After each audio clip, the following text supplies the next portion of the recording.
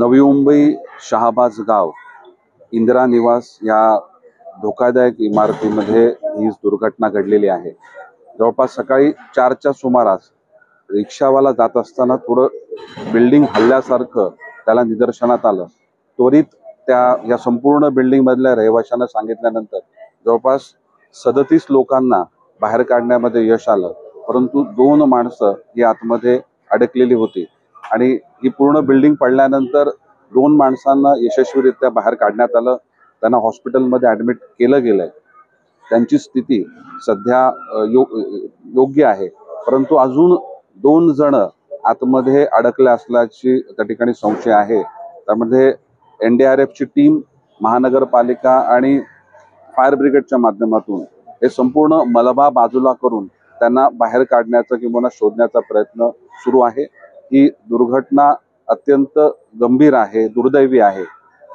अशा प्रकारच्या घटना होऊ नये याकरता सर्वच स्ट्रक्चर ऑडिट होणं हे गरजेचं आहे आणि स्ट्रक्चर ऑडिट झाल्यानंतर ज्यावेळेस धोकादायक स्ट्रक्चर आहे ते स्ट्रक्चर त्वरित खाली केलं पाहिजे। आपल्या घरामधलं असलेलं सामान किंवा आपल्या घराशी असलेले अटॅचमेंट किंवा आपल्याला पर्यायी घर मिळेल का या विचारामध्ये रहिवाशी असतात, परंतु जेव्हा धोकादायक घर असतं तेव्हा ते घर लगेच व्हॅकंट करणं हेच त्या ठिकाणी उचित असतं, गरजेचं असतं। कारण कोणत्याही क्षणी दुर्घटना घडू शकते। दुर्घटना घडण्याची वाट आपण बघू नये। मी संपूर्ण प्रशासनाला देखील या ठिकाणी विनंती करणारे पत्र देणार आहे की ज्या ठिकाणी धोकादायक इमारती जाहीर झालेल्या आहेत, मग त्या सिडको निर्मित असतील, त्या गावठाणाचे स्ट्रक्चर असतील किंवा वाणिज्य वापराचे स्ट्रक्चर असतील, ते स्ट्रक्चर लगेच खाली करणं गरजेचं आहे।